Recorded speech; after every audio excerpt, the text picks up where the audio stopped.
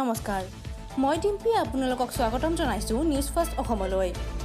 আজি ধৰ্মপুৰত অসম জাতীয় পৰিষদৰ সাম্ভাব্য প্ৰাৰ্থী অধ্যাপক শিখৰ কুমাৰ শৰ্মা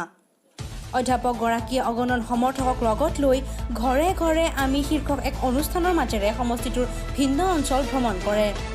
তেখেতৰ আজিৰ ভ্ৰমণ কাৰ্যসূচীত ধৰ্মপুৰ সমষ্টিৰ অন্তৰ্গত বেলখৰ ভৈৰা তাপা আৰু টেঙাবাৰী ইত্যাদি অঞ্চল থাকে অধ্যাপক গৰাকীয়ে জানিব দিয়া মতে তেখেতে অসমৰ খিলঞ্জীয়া মানুহৰ অধিকাৰৰ হকে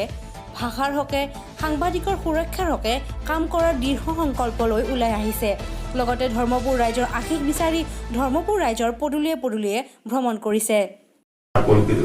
পিছৰ প্ৰেক্ষাপটত কাহ হ'ল গতিকে সেই কাহ হোৱাৰ সময়তে অসমত যেন জাতীয়তাবাদ আৰু আঞ্চলিকতাবাদৰ পুনৰুত্থানৰ প্ৰয়োজনীয়তা এই কথাটো আমি সকলোৱে অনুভৱ কৰিছো আমি বৃহত্তৰ অসমীয়া জাতি আমি ভৌগোলিকভাৱে অসমীয়া জাতি আমি ভাষিক আৰু সাংস্কৃতিক অসমীয়া বৃহত্তৰ জাতিৰ মাজত অনৈক্য আছে সেই অনৈক্যটো বিভিন্ন ধৰণৰ ভাষা বিভিন্ন ধৰণৰ সংস্কৃতি সেইবিলাক অনৈক্যৰ মাজতো কিন্তু আমি এককভাৱে এটা অসমবাসী সেই অসমবাসী ভৌগোলিক অসমবাসীৰ আমাৰ ইয়াত জাতীয়তাবাদৰ আঞ্চলিকতাবাদৰ প্ৰয়োজনীয়তাটো খুবেই প্ৰয়োজন কাৰণ বৃহত্তৰ ভাৰতবৰ্ষৰ মাজত অসমত বসবাস কৰা এই খিলঞ্জীয়া মানুহ ইয়াত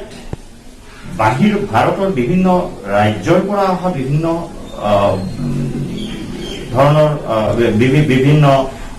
আন প্ৰদেশৰ মানুহ এই গোটেইখিনিক লৈ আমাৰ বৃহত্তৰ অসমীয়া জাতি কিন্তু এই বৃহত্তৰ অসমীয়া জাতিৰ আমাৰ অহংকাৰ আমাৰ সংস্কৃতি আমাৰ ভাষা এই সংস্কৃতি ভাষা জীয়াই ৰাখিবৰ কাৰণে আমি জাতীয়তাবাদ আৰু আঞ্চলিকতাবাদ কৰাটো একো পাক কথা নহয় জাতীয়তাবাদৰ আঞ্চলিকতাবাদৰ প্ৰয়োজন ভৌগোলিকভাৱে এটা বৃহত্তৰ জাতিক আত্মপ্ৰতিষ্ঠা কৰা আমাৰ সন্মান আমাৰ আত্মসন্মান অব্যাহত ৰখাৰ কাৰণে গতিকে কেইবাৰো আন্দোলনৰ পিছৰ প্ৰেক্ষাপটত ৰাজনৈতিকভাৱে অসমীয়া জাতীয়তাবাদ আৰু অসমীয়া আঞ্চলিকতাবাদক প্ৰতিষ্ঠা কৰাৰ যি আন্দোলন সেই সামাজিক আন্দোলনৰ পিছৰ প্ৰেক্ষাপটেই হ'ল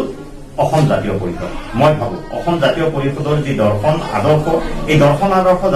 জাতীয়তাবাদ আৰু আঞ্চলিকতাবাদ পুনৰ প্ৰতিষ্ঠা কৰাৰ কাৰণে আৰু জাতীয়তাবাদ আৰু আঞ্চলিকতাবাদ পুনৰ প্ৰতিষ্ঠাৰ কাৰণে ৰাজনৈতিকভাৱে যুঁজ দিয়াৰ যি এই যাত্ৰাত মই ভাবো অসম জাতীয় পৰিষদ সফল হ'ব আৰু মই নিজে ব্যক্তিগতভাৱে মই যিহেতু ধৰ্মপুৰ অঞ্চলৰ মই এজন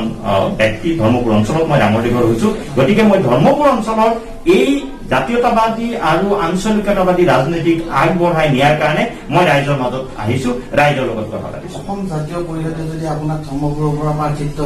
দিয়ে তেতিয়াহ'লে আপুনি প্ৰাৰ্থিত্ব মই আগবাঢ়ি আহিছো মই 2021 চনৰ বিধানসভাৰ নিৰ্বাচনত ধৰ্মপুৰক প্ৰতিনিধিত্ব কৰাৰ কাৰণে ৰাইজৰ লগত আলোচনা কৰি মই আগবাঢ়ি আহিছো ৰাইজৰ মাজলৈ গতিকে মই 2021 চনৰ নিৰ্বাচনত বিধানসভাৰ নিৰ্বাচনত ধৰ্মপুৰৰ পৰা প্ৰতিনিধিত্ব কৰাৰ আগ্ৰহী আৰু মোৰ মূল আদৰ্শই হ'ল জাতীয়তাবাদ আৰু আঞ্চলিকতাবাদক প্ৰতিষ্ঠা কৰা জাতীয়তাবাদ আৰু আঞ্চলিকতাবাদক প্ৰতিষ্ঠা কৰাৰ কাৰণে ধৰ্মপুৰৰ পৰা যদি ৰাজনৈতিক প্ৰতিনিধিত্ব আগবঢ়াব পাৰো মই আনন্দিত হ'ম আৰু আই উইল ফিল প্ৰাউড ক্ষেত্ৰত আপোনাৰ মুখ্য ভূমিকা কেব আৰু কা আন্দোলনৰ সময়ত আমি সামাজিকভাৱে ওলাই আহিছিলো কেব আন্দোলনৰ সময়ত কা আন্দোলনৰ সময়ত অসমৰ ৰাইজে যি ব্যাপক সঁহাৰিৰ জৰিয়তে কেবক অপোজ কৰিলে কাক অপোজ কৰিলে কিন্তু সামাজিক আন্দোলনক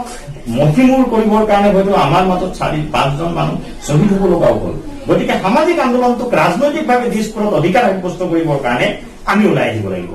সামাজিক আন্দোলনক আমি ছাপোৰ্ট কৰাৰ কাৰণে দিশপুৰৰ বিধানসভাৰ মজিয়াত জাতীয়তাবাদ আৰু আঞ্চলিকতাবাদক ৰাজনৈতিকভাৱে প্ৰতিষ্ঠা কৰিব লাগিব আৰু যদি ৰাজনৈতিকভাৱে প্ৰতিষ্ঠা কৰিব পাৰো তেতিয়া আমি আমাৰ জাতীয়তাবাদ আৰু আঞ্চলিকতাবাদৰ মাজেৰে বৃহত্তৰ